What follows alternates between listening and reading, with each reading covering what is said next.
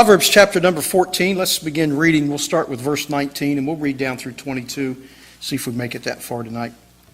The Bible says in verse 19, "The evil bow before the good, and the wicked at the gates of the righteous. The poor is hated even of his own neighbor, but the rich man hath many friends. He that despiseth his neighbor sinneth, but he that hath mercy on the poor, happy is he. Do they not err that devise evil? But mercy and truth shall be to them that devise good."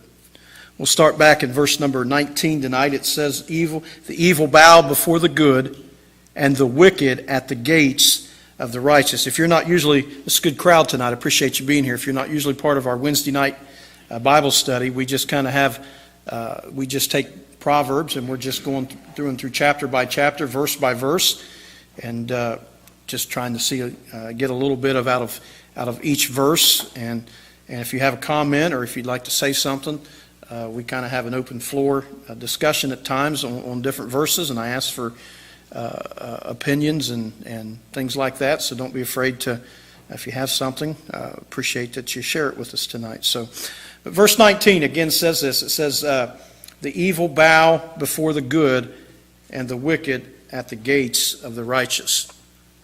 Read that. Let me say before we get started, I was here this morning getting Bible study ready for tonight, and I shared this with a couple people a little bit ago. And as I was studying, I make little notes and things like that, verse by verse, in my tablet, and I had spent about 2 hours on it, and I got ready to leave, and I picked my tablet up, and when I picked it up by the side, and I don't know what I hit or what I done, but everything that I had written down and studied and prepared, gone just like that.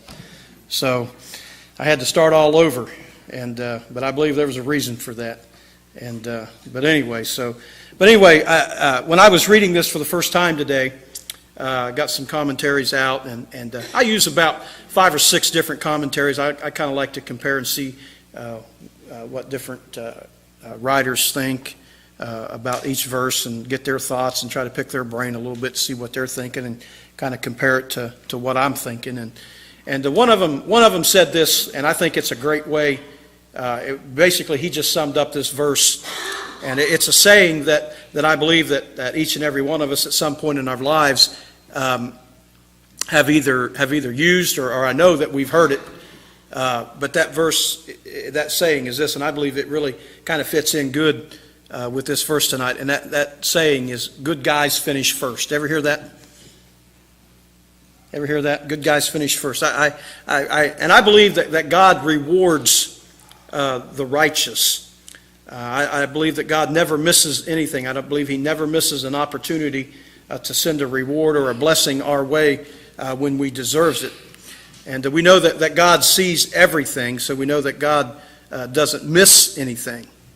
And now this verse simply says, it just says the evil bow before the good. I don't literally believe that what he's saying there is when literally bowing on a knee. I don't literally think that that's really what he's saying, but I believe that does occur. But I believe that this verse to me is more of a lesson on how God makes a difference in the lives of men based upon how we live or how they live. And many of you probably have either heard this or said this at one time in your life, and that's this. You ever hear anybody ask this question, or maybe that you have asked it yourself? Why does it seem like when we live a righteous life, or we live a godly life, why does it seem like it doesn't pay off for us while we're living? In other words, why does it seem like an unsaved person, why does it seem like their life is better than a Christian? You ever hear anybody say that? And we see it all the time. You know, there's people that good godly people that live a very poor life, if you know what I mean. In other words, they don't have much. And then we look at other people that maybe aren't Christians that seem like they have it all, everything that anybody could want.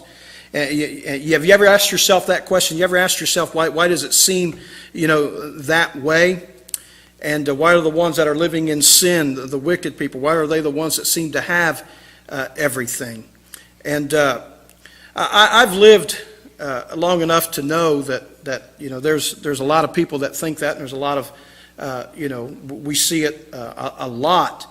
And we see the ones that are living a pleasing life to the Lord, and others that are living in sin. But the question is asked: how come God seems to bless them with everything that they want? And if I've heard it once, I've heard it 1,000 times. And I've honestly, I've probably have even said it once in my life, and I've had to ask myself the same question.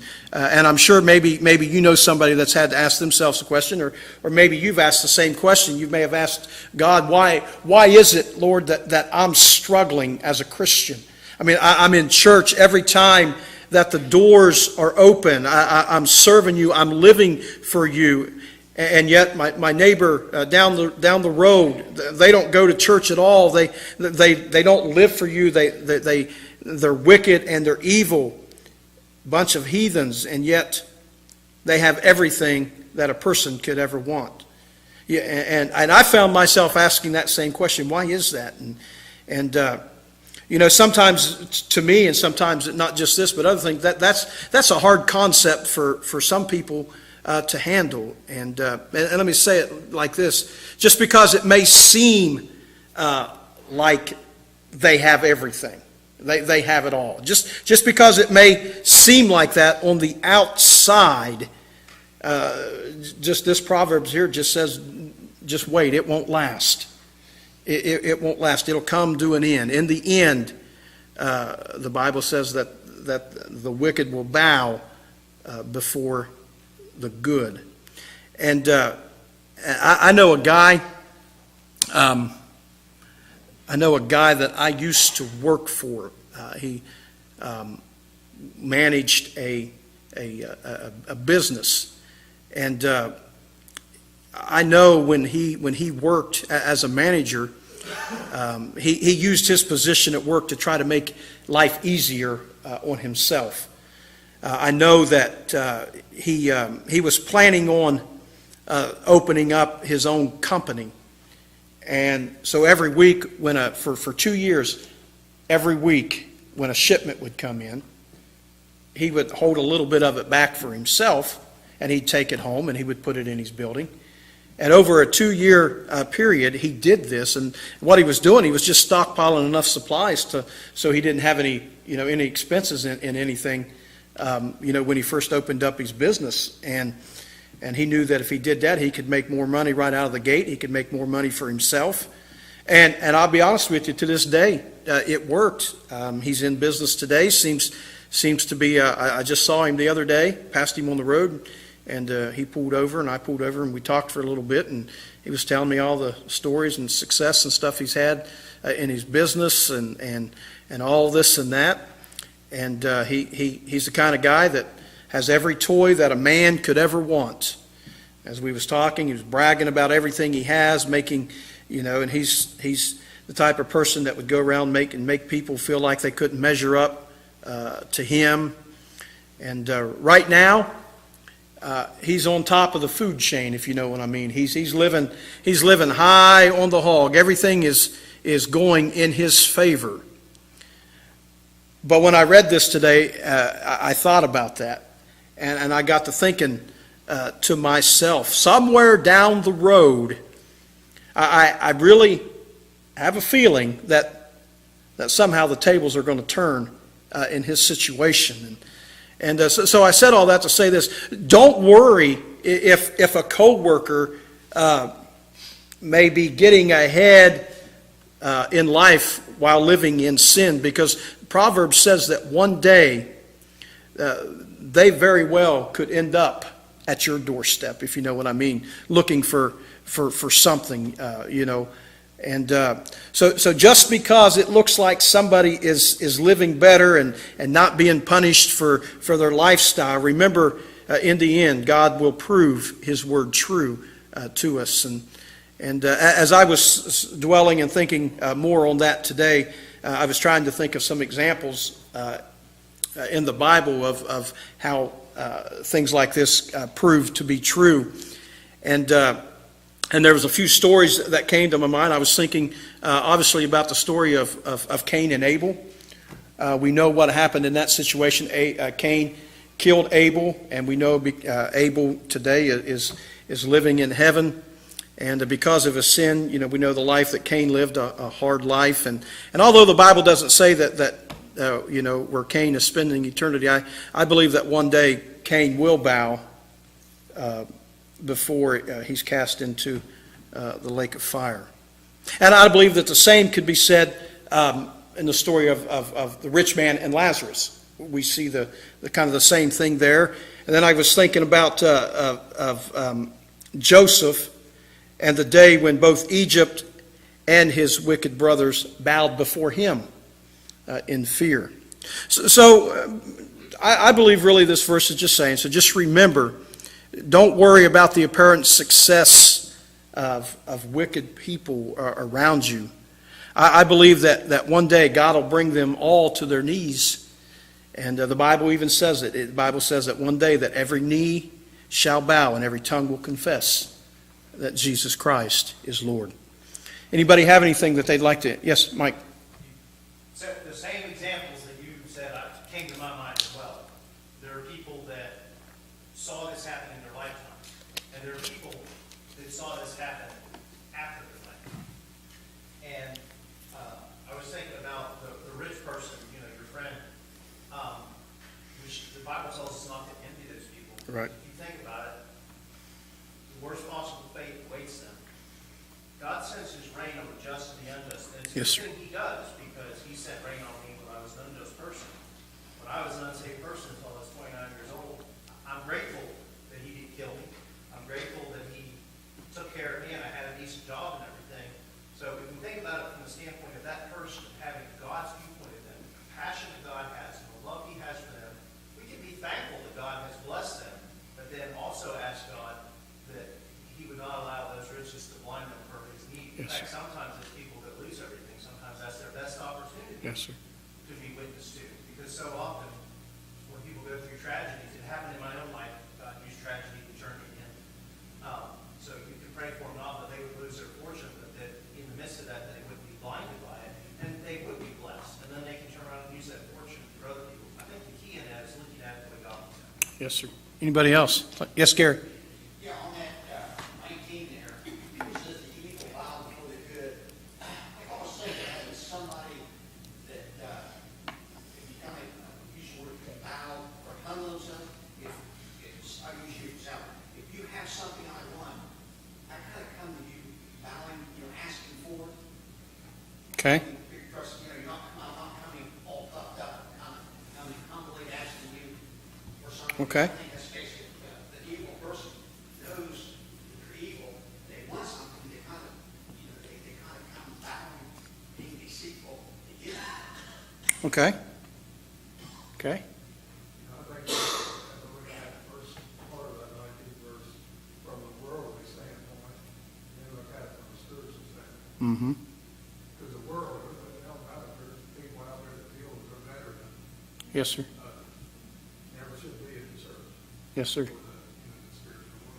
That's right. Very good. Yes, John. I look at that and think that, we, as Christians, some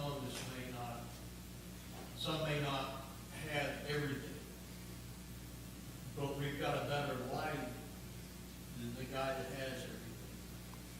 And I think it's Satan's way of trying to lure more people in, because people love things. And that he said, picks one person out and he says, okay, I'm going to give all this stuff to him. And God says, okay, fine, go ahead. And then he takes a Christian family and he says, as long as you do what I ask, you'll be richly rewarded later. And, once they get a hold of somebody, they might have $100 billion in the bank, but they can't take it with them. That's right. And luckily as Christians, we can take what we have, not physically, but what we have inside. We take that with us. Okay, very good. Anybody else? My dad used to tell us not to envy the people who spent the money or that were unsaved because that's all they would have. After we're gone, we're gonna have it up, it's up in heaven for us. That's right. Yes. What they have is all they're gonna have. Yes. So there's no use to envy them because you've got it all. That's right. That's right. We got more. That's right. That's right. Yes, Angie. I'm thinking out of the box a little bit. The scripture verse came to mind when you said that, about the rich man. And he had everything he wanted, so he's out being happy and married, and eat and drink and God said, thou full, this very night my soul shall be required of thee. Yes, ma'am.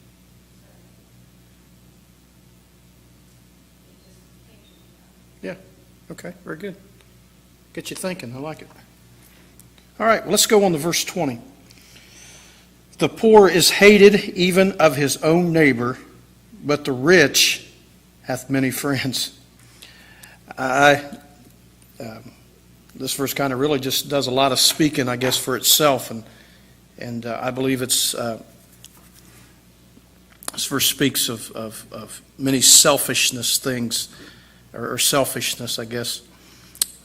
It's sad, but it's a true statement. Men are friendly for what they can get from others, is what one commentator said today, and I liked it. And it's a true statement. And in other words, we need to be careful because there are people that will cling on to you if you have wealth or if you have things. And I'm not telling